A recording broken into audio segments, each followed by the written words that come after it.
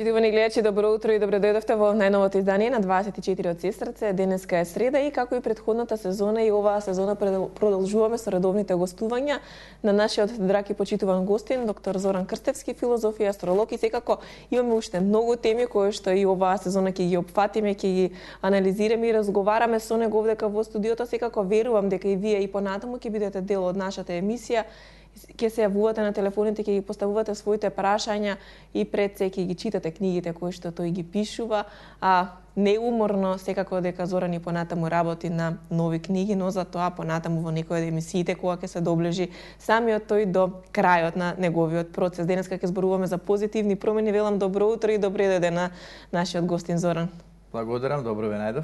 Како се чувствувате после летната пауза? Има ли позитивен одмор кај вас?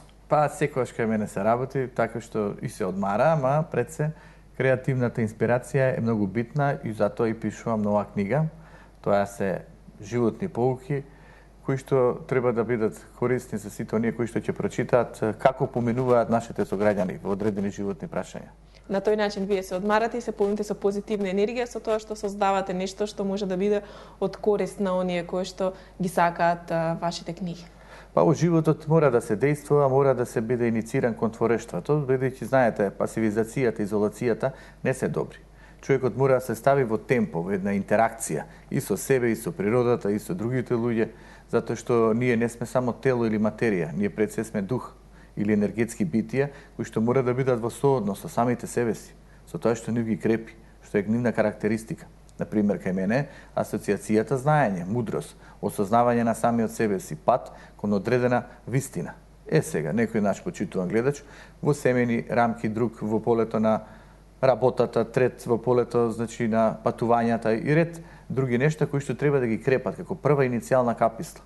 Значи, мораш да дојдеш до себе си, да направиш еден вид на визија, што ми е целта, како да остварам, кога да остварам и потоа замислите животот си тече. Полека нештата ќе бидат достапни. Зашто? Затоа што прво имаме свес, второ имаме визија, трето имаме цел. Што има свес за целта, што имаш визија кон целта, таа цел еден ден ќе биде остварлива. При тоа не треба да трчаш, туку треба, што се вели, хармонично, спонтано да се движиш. Но најглавната асоциација е свеста и работата на себе си. Тука можеби ние малку и како општество кикнавме, значи не се мотивираат луѓето кон себе си. Се дистанцираат онаа внатрешна хармонизираност. Едноставно се повеќе се приматели на негативната вибрација или на надворешната вибрација. И кога нешто од надвор те атакува, ти не можеш да го имаш мирот и хармонијата. Туку стануваш подлучен, па неретко и зависен. Меѓутоа ние му го дозволуваме на надворешното да влијае на нас.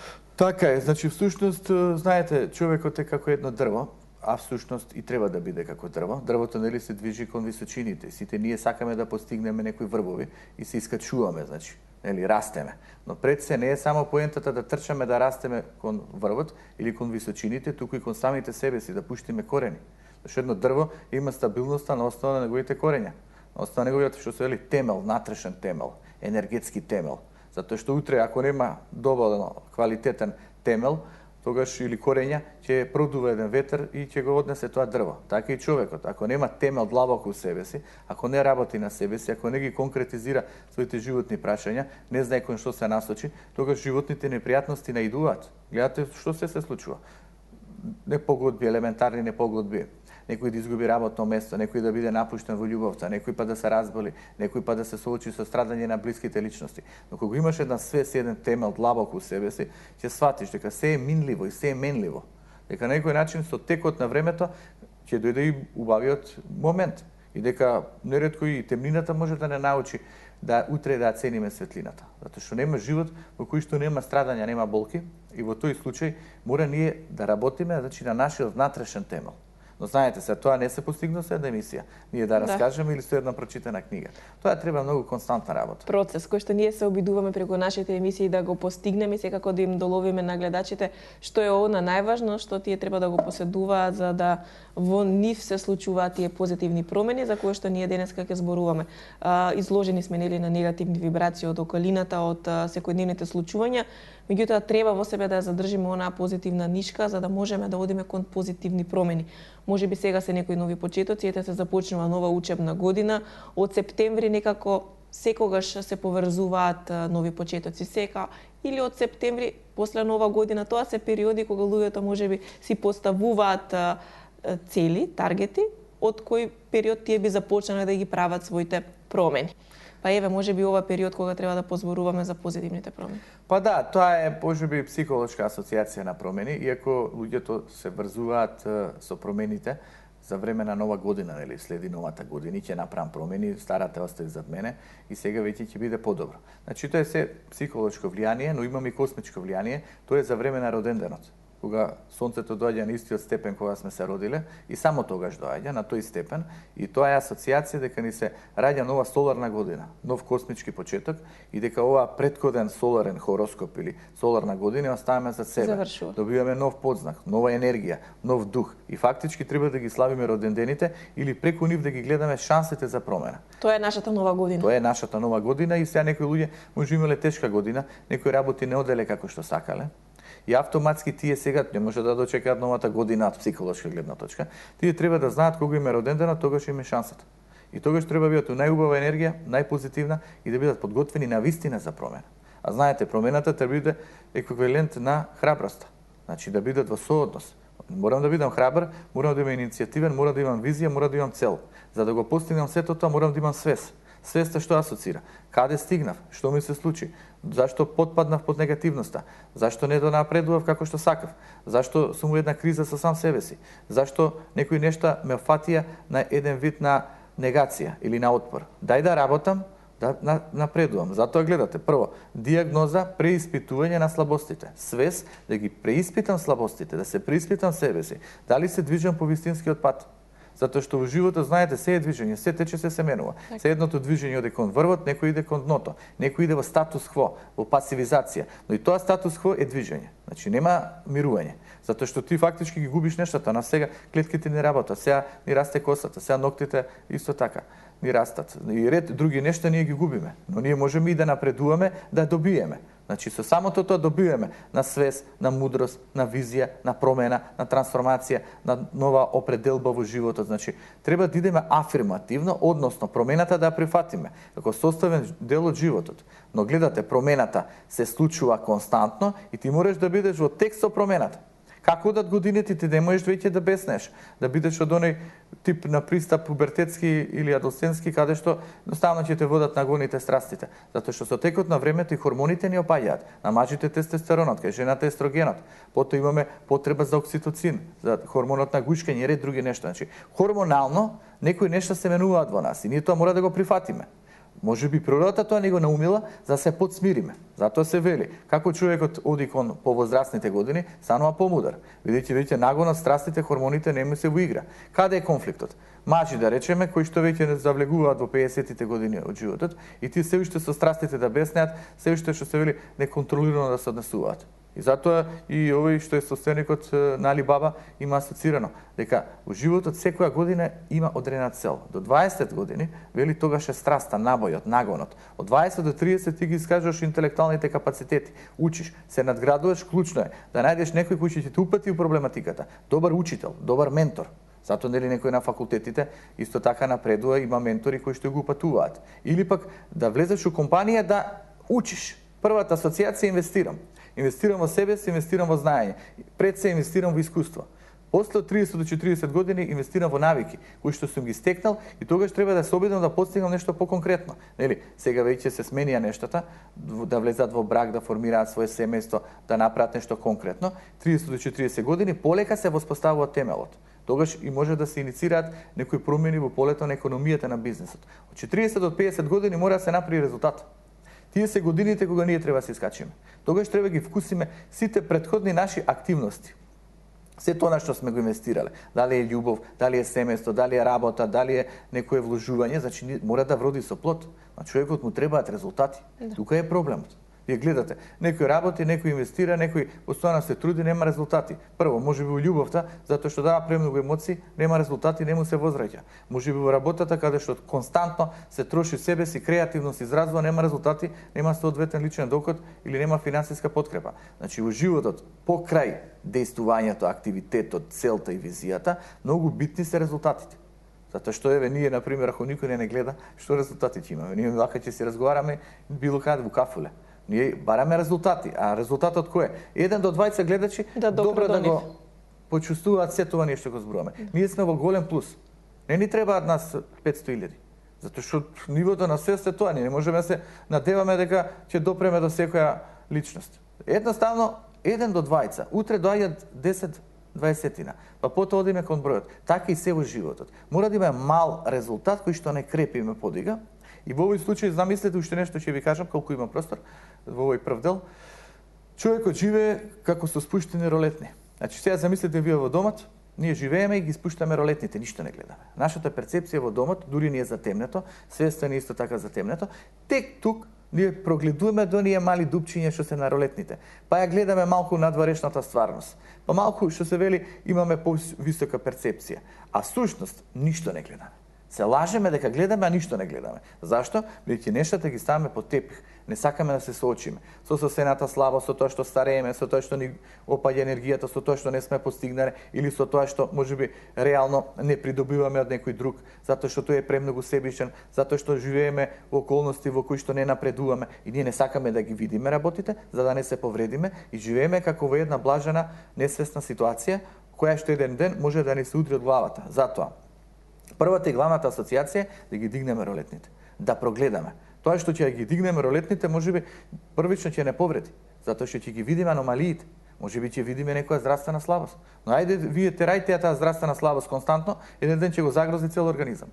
Можеби ќе видиме дека емоционално не сме стрекни, не сме исполнети, сме во однос каде што немаме напредок. И затоа ќе продолжиме вториот дел, каде се тенденциите кон промените. Нема промена без просветлување и согледување на причинителите кои што нам не ги создале потешкотиите. Тука ќе ги поканеме секако гледачите кои што не следат во втората половина, доколку имаат некоја кратко прашање, да се јават на двете телефонски линии. Ние прво ги гледаме рекламите, а потоа се враќаме и продолжуваме.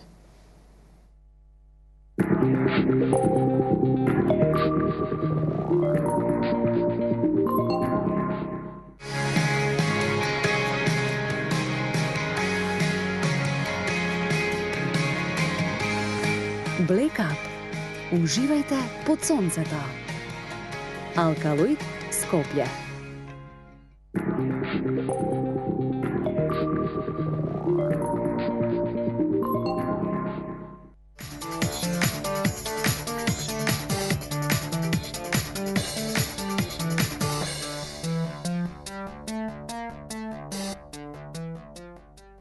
По рекламите секако се враќаме назад 026091924 026091925 веќе добро познати телефонски линии за сите оние кои што редовно не следат. До крајот на емисијата се отворени за вас. Ние продолжуваме со разговор, зборуваме за позитивните промени, како да дојдеме до промените и што е она што всушност во процесот на позитивни промени не сопира на тој пат. Прво мора да веруваме у себе си и да пристапиме афирмативно, дека можеме, дека ќе успееме, дека ќе најдеме решение. И се замислете, човекот многу често зависи од другиот и гледа да придобие енергија од другиот. Може да придобие, може да не ја придобие. Човекот мора да разговара со самиот себе си, да се прифати себе си, да се засака себе си. Ако треба да се поттикне, добар сум, ќе успеам, квалитетен сум, нема што да се тагува. Мора да се оди напред. Ќе се најде решение, ќе ми се покаже нешто на патот. Значи прво да се ослободи од собствената стега, затоа што ако живее како под скафандер, едноставно неослободен и отежнат со разни внатрешни притисоци, како тој ќе се продвижи напред? Мора самиот да се ослободи. Значи јас полека работам да се ослободам на својата вибрација и фреквенција. Затоа и Никола Тесла има кажано, вели, трите клучни збора кои што се присутни во науката, но пред се треба да бидат присутни во духовниот развој на човекот, се енергија, вибрација, фреквенција. Што тоа значи? Ја отворам мојата енергија. Се е енергија, се е проток на енергија. И некои материи се офатени со енергија. И тие си имаат едно, би рекол, поле кое што зрачи. Во тој случај ние мораме да прифатиме нашата енергија. Депресивна е, меланхолична е. Да, но утре ќе биде оптимистична, ќе биде со наде, со визија. И меланхолијата е дел да научам нешто за себе си. И депресијата е начин да размислам во која ситуација сум се нашол. Тоа е првата асоциација. Втората, фреквенција, да се налепам на фреквенција која што ми одговара, на луѓе кои што ќе ме препознаат. Знаете, фреквенција на енергија, каде што протекуваат нештата. Јас и он сме во добар сооднос. Или пак, она што сум јас, она што зрачам, ќе го привлечам соодветно на мене. Ако зрачам со депресија, со меланхолија, со недоверба, со несигурност, ќе привлечам човек кој што е истите таков и мене ќе ми ја пренесе и неговата енергија и уште повеќе ќе потонеме. Затоа во психијатријата се вели психолошки мазохизам, психолошки садизам. Зашто садистот не оди кај другиот садист? Затоа што ќе добие удари од тој садистот. Тие се научени да напаѓаат, да оптоваруваат други луѓе. И автоматски тој го бира мазохистот. Да. А зашто мазохистот фактички доаѓа во ниво да налета на садист? Затоа што сам себе се доживел за жртва. Затоа што длабоко себе си не е способен да се избори. Затоа што смета несвесно дека и треба да страда. И автоматски кога треба да страдам и си се вметнам со биополето дека јас сум жртва, тогаш наоѓа човек кој што него вистински го прави жртва. И тоа му се случува љубовта, тоа му се случува во работа, тоа му се случува во секојдневни комуникации. Што е поентата? Да се промени програмот. Значи програмот во нашата глава. И затоа асоцирам на таа свест, затоа асоцирам на читање книги. Ние не сме се родиле мудри, кои се ќе знаеме со самото раѓање. Ние инвестираме, значи инвестираме во книгите, инвестираме во емисијава, затоа што зборуваме, осветлуваме. Многу работи ги знаеме, а забораваме. Затоа гледате дојде Ник Вујачич без екстремитети, со најголеми што се вели здравствени било какви проблеми, здравствениот аспект на тело, а не од аспект на ужива во сите убавини на животот. Ама човек ужива во животот, наоѓа смисла. Се истакна како говорник, замислете да немате раце, да немате нозе, а да имате смисла во животот. Имал се поврзал со Бог, верува во Спасителот Исус Христос. Нашол една тенденција, една визија, една идеја како себе си да се доизрази со она што го има. Да, затоа што длабоко во себе навистина сака да успее во тоа што го прави, иако без раце и без нозе самиот каже дека и плива и постигнува успеси и спортува, за многу луѓе постојано постои некоја пречка поради која што не можат да најдат време за да отидат да се рекреираат, да пливаат или да читаат книги. Така, и ќе најдат оправдувања зашто им е тешко, кој тоа нив ги блокирал, зашто сето тоа ги снашло, како од нив им е најтешко. Значи, постојано некој друг е виновен. Така е. Значи тоа е македонски синдром и тоа е страшна работа кај нас. Постојано ние да фрламе отровни стрели кон другите, дека другите нам ни напакостуваат. Не согледувајте дека ние сме придонеле. Бидејќи гледате што зборував за енергијата. Со каква енергија зрачиме, на каква фреквенција се налипуваме, со каква вибрација се иницираме. Значи, многу битни прашања кои што сега нормално е преголема тема за да елаборирам најдлабоко. Но сакам да кажам, Ник Вујачич работел со тоа што го имал. Го имал умот, го имал духот, ги немал рацете, ги немал нозете, но го имал умот, го имал духот. Нашите почитувани гледачи, дали имаат некоја вредност? Имаат. Препознаја, пласираја, момчето добар оратор, вежбај, отиди во новинарството, искажи се, биди филозоф, некој друг во математиката, отиди технолошки факултет, отиди во архитектура, најди начин да се изразиш, трет во уметноста, во креативност и да не ја ширам. Значи, мора да придеме кон вредностите, кон афирмацијата. Сето ова е програм. Ние не можеме за 15 минути ова да го раскажеме. Затоа се книгите, но ќе има и понатака простор. Ќе имаме простор секако да разговараме, ќе ги отвориме и тие теми, но сега да го чуеме гледачот кој што ни се јавува. Добро утро. Добро утро. Ќе ве молам, прв пат би се јавувам во емисија. Сакам да кажам дека сум само 9.8.46 родена. Зошто кај мене секогаш сакам да правам добро на народот, меѓутоа све негативно се осеќам, самата негативно се осеќам и што мислам негативно ќе ми се оствари и све. Не знам дали господинот може нешто да ми објасни или така сум родена под таква звезда, ја не знам. Сакам да ми се објасни и ова средна книга сакам да ми ја покажете и кај можам да ја најдам. Мислам дека таа книга би можела да ја прочитам и можда ќе ми одговара на моите прашања. Секако дека да, книгите ќе ви помогне да најдете одговори на сите овие ваши прашања. Денеска накратко во емисијата една одговор од доктор Зоран Крстевски. За вас ви благодарам за јавувањето. Да, дефинитивно оваа е последна моја книга, која што е хит книга, која многу се чита, Заштита од злото и негативните вибрации, ќе и даде одговори. Значи дефинитивно луѓето навистина се наоѓаат во дилеми, посебно добрите луѓе. Каде може да ја најде гледачката? Па има во Култура, во Топер, во Табернакул или антикварница број 3 на Плоштад, кај што малку е поевтина, и ги има во Струмица, во Охрид, во Штип, во Битола ги има. Се раѓа ли човек под таква звезда за да биде негативен и да привлекува негативни? Па да, во книгата е објаснето тоа дека има луѓе со таков еден негативен ген.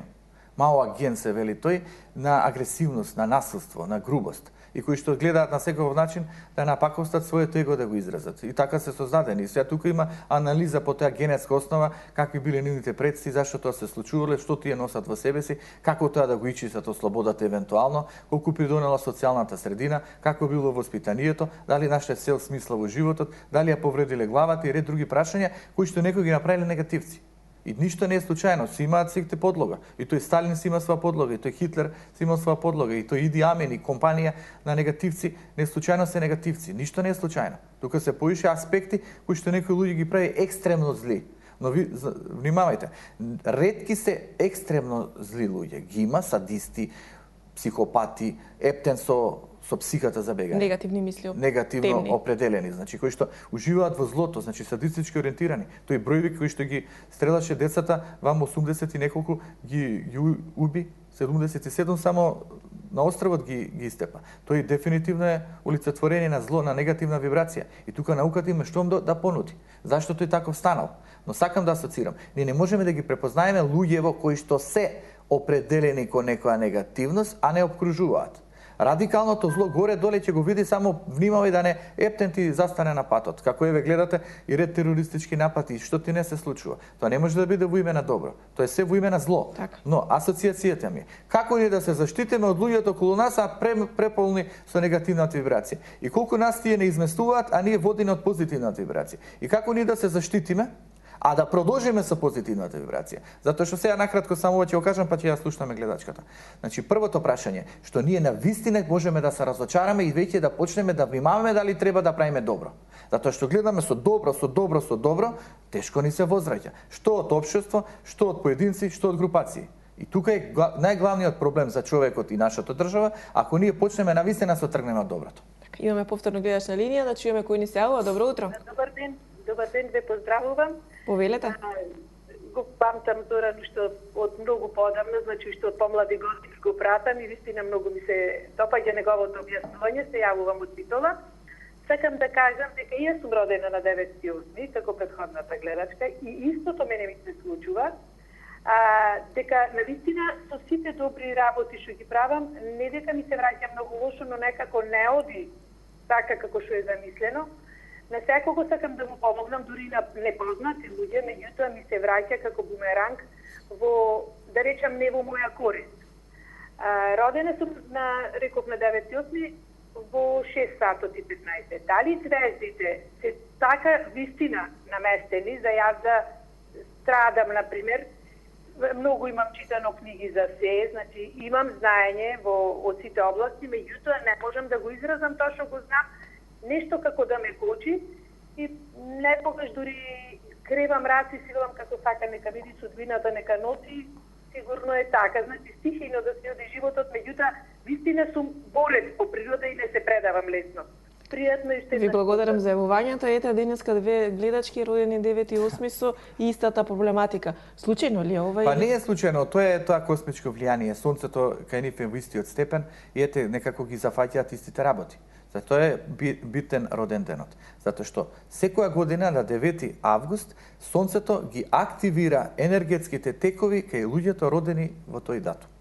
И тие луѓе горе-доле си имаат еден ист биокод од аспект на Сонцето. Се од аспект на Венера, Месечина, Нептун, Плутон имаат поразлични констелации, но од аспект на Сонцето тие се приматели. И сега гледате, тоа е она Јунг што го асоцира 12 психолошки типови. Тие се тип на лав. Лавот е оптимистичен, весел, разигран, секогаш сака да помогне, да придонесе, ја гледа сончевата енергија, сака да отвори за другите хармонична патека, но неретко запоставувајќи се себе си. Тоа е главниот проблем. Лавот мора да се стави во себе си у преден план. Како што Сонцето придонесува да планетите се вртат околу него, сончева револуција, така автоматски секој од нас кој што е роден во знакот на лав, мора да се заштити себе си, мора да се подкрепи себе си и мора да свати секоја енергија бара и доток на енергија. Замислете ја ви енергијата, затоа што не е се перпетум мобиле самото од себе да произведе енергија. Мора да има некој дејство кој што мене ќе ми произведе енергија. Сега гледате, на пример ова, од каде ја примам енергијата? Одам во природа, во планина. Може би ја примам од некој животинче, може би ја примам од книгите, може би ја примам од некоја блиска личност, може би ја примам од некој човек кој што не ме познава, ми праќа убави мисли. Ја примам енергијата, ја можам да ја возвратам. Ја ако од никого не ја примам и секој ме атакува, ме напаѓа, секој ме деградира, ја утре не можам да ви ја вратам таа енергија на останувате без соодветно ниво. енергија. Затоа и Спасителот Исус Христос не одеше тотално сам, што се вели во Ерусалим. Туку он имаше своји апостоли, имаше следбеници, имаше луѓе што го сака. Имаше на кому да му пренесе енергијата. Он беше свесен дека не може на мноштвото да влие. И автоматски мноштвото го определи разбойникот Варава да биде спасениот. Затоа што мноштвото тоа ниво на свест го има. Ама ние мораме од таа гледна точка да сватиме. Прво, не може секој да не разбере или многу малку ќе не разберат, да ги најдеме оние што ќе не разберат, ќе ни ја возвратат енергијата, ќе не надополнат и ние исто нив и ние така ќе функционираме. Најдоброто каде е? Во полето на семејството на љубовта. Од таму ние сите произлегуваме. Имаме повторно гледачна линија, му дадеме простор. Добро утро, кој ни се јавува? Дали се слушаме со гледачот? Добро утро. Во програма сте, повелете. Вака сакам господинот Крстовски да го прашам за имам една така во семејството негативна личност. Па како да се справиме со неа? Како да се справите со негативна личност во семејството? Да. Веру дека Зоран ќе ви даде кус одговор. Сум роден 28.8.60. 28.8.6. Ви благодарам за јавувањето. Зоран, Видите, како да се справиме со негативни личности во близко Да, ма окружение? саѓа знаете и тука пристапот е различен. Прво треба да се види во кој план таа личност е негативна. Второ, треба да видиме дали има психички проблеми. Трето, треба да видиме дали обвинува некого и дали постојано ги бомбардира другите со негативната вибрација. Значи тоа мора да се преиспита. Причинителот за неговата криза. Зашто е негативен? Дали е така создаден? Дали му се насоздале проблемите? Или пак можеби се наоѓа у период на криза? Најреално гледано, како што би рекле духовните личности, дади му љубов. Значи првата асоциација пристап му со позитивна енергија. Дај му љубов, гледај да го доброволиш, види што му е слаба точка, види од кај му е комплексот, види што го задесило, дај му подршка. Дај му една убава благопријатна енергија. Но ако ние нонстоп даваме и се трошиме и се загрозиме себе си, но отиде нашето здравје, тогаш имаме друга ситуација. Некои луѓе прават бегство. Значи се тргнуваат од тој. Прво гледате идеш со љубов со една позитивна енергија, гледаш што тоа не ма плод, се тргнуваш, правиш бегство. Или на крај, ако веќе не можеш да го избегнеш, а е твој близок син, ќерка, ептен блиска личност, можеш да прифатиш. Тоа ти е кармата, тоа ти е дел од животот каде што можеш да тераш, но при тоа можеш да бараш решение. Решенијата може да се бараат и преку стручни медицински лица, може да се бараат и на било каков начин, каде што има цел метод како на таа личност да ја пристапиш. Но овде ќе завршам. Најстрашното, знаете ли кое е? Не можеш никому да му помогнеш ако тој не се работува. Затоа првата асоциација. Свесен сум за својата слабост. Свесен сум дека тука некои работи не ми се добри. Свесен сум дека со мислите не сум најхармоничен. Тоа е патот кон успехот. Тоа е патот дека утре ќе ти се осветли. Затоа што свесноста за себе си, за својата слабост, дава решение, дава лек. Каде е најголемата болест? Луѓето не се свесни. Мислат дека другите се виновни, а они не се виновни. Со тоа ниво на свест и другите колку и да сакаат, реално не можат да им помогнат. Доаѓаме до крајот на емисијата, но имаме гледачна линија да чуеме кој ни се јавува. Добро утро. Добро утро. Извинете што почекавте, но да се заврши Зоран мислата. Повелете да ве чуеме. Значи ве поздравувам вас и господинот Крстевски, многу ми се свиѓат неговите излагања по сите телевизии каде што гостува сум, кај што сум го фатила го следам. Родена сум на 16 јули 52 година и сакам на овие двете гледачки што се јавија, што се родени на Свети Пантелеймон, да им кажам дека има една поговорка: нема неказнето добро. Значи, колку и добро да правиш, луѓето секој пат погрешно ќе те разберат и мислам дека на оние на кои им правиме добро, на кои им помагаме, имаат комплекс на нижа вредност. Значи, тие се послаби, немат, специјално ако на некој што нема пари му дадеш пари. Тој автоматски тебе те мрази. Значи, ти си успешен, ти имаш, а тој нема. Значи, тоа е природно и нормално. Затоа, јас се осеќам една љубов кон сите, а од кај ја добивам енергијата што зборуваше господинот, јас мислам дека ја добивам од космосот. Така, не верувам во Господ, али верувам во некоја космичка енергија, сум се занимавала со рејки и така имам превише енергија, многу го сакам светот, сонцето, природата и специјално животните. За луѓето, за жал, не можам да кажам ги сакам, ама сум вака многу обазрива, затоа што сум повредувана многу пати, ги давам чисто своите чувства, а нема возврат, многу малку. И на кои сум верувала, тие во тек на време се покажува дека ме разочаруваат. Не знам што ќе кажа како коментар и ви благодарам. Ви благодарам за јавувањето, што споделивте вашето искуство со нас и секако што им дадовте совет и на гледачките кои што претходно се јавија. Зоран? Видите, прекрасно кажа нашата почитувана гледачка. Тоа е тој линк со космосот, таа енергија, таа е божествено продуховена спиритуална енергија. Ние можеме да гледаме од теолошки аспект, а можеме да гледаме од интелигибилен начин. Тоа како што гледал Кант, како што гледал Исак Њутон, Ајнштен, како што асоцирал Тесла, Карл Саган и така натака. Значи, всушност, треба да се поврзаме со тој космички линк. Се е зрачење, се е вибрација, се е фреквенција, се е електрицитет. Електрицитетот и биополето на нашата личност треба да е во сооднос со тој космички линк, за да допре до нас. Затоа и во духовноста и во што се вели во теологијата се вели: чукни да ти се отвори, посекај да ти се даде, побарај за да најдеш. Значи, гледате, мора ние да се отвориме кон себе, тој линк на енергија да постигнеме, да дојдеме до смиреност. Проблемот што тешко доаѓаме до смиреност, затоа што имаме емоции, затоа што нешто не разлибитува, затоа што има неправди. Ние сме најголемите страдалници заради неправдите. Гледате општествено колку неправди ние налетуваме. Значи, кој како ќе просперира, колку има квалитет, дали има квалитет. Колку имаш труд, колку има знање, па не те се исплати. Колку имаш љубов, колку имаш емоција, колку даваш, па не ти ја возвраќа. И автоматски те фаќа неправда. Или ти одвоиш од твоите финансиски средства, помогнеш на некој, како што кажа гледачката, тој те мрази затоа што ти демек имаш повеќе. Дури ќе те мрази ако убаво изгледаш. Дури ќе те мрази ако зрачиш. Дури ќе те мрази ако убаво зборуваш. Затоа се кажало, најнапаѓани личности, најосудувани биле оние што ја зборуваат вистината. А всушност, кога се зборува за вистината, има две прашања. Прво, напаѓање, критикување, обезвреднување.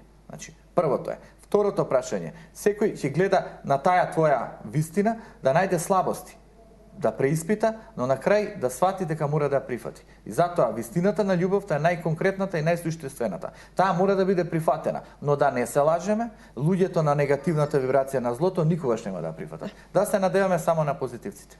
А јас ви благодарам што денеска одвоивте време да ни дадете и да донесете позитивна енергија овдека во студиото, секако и на гледачите кои што и ова утро беа заедно со нас. Ке имаме уште многу теми на кои што ќе разговараме и со кои ќе им помогнеме на сите оние кои што пред се сакаат самите на себе си да си помогнат. Ви благодарам. Драги гледачи, и вам ви благодарам за вниманието со кое што и ова утро не следевте. Ви поканувам да останете со програмата на телевизија 24 вести, а 24 од Сестрце гледајте ја повторно утре во редовниот термин. Пријатно!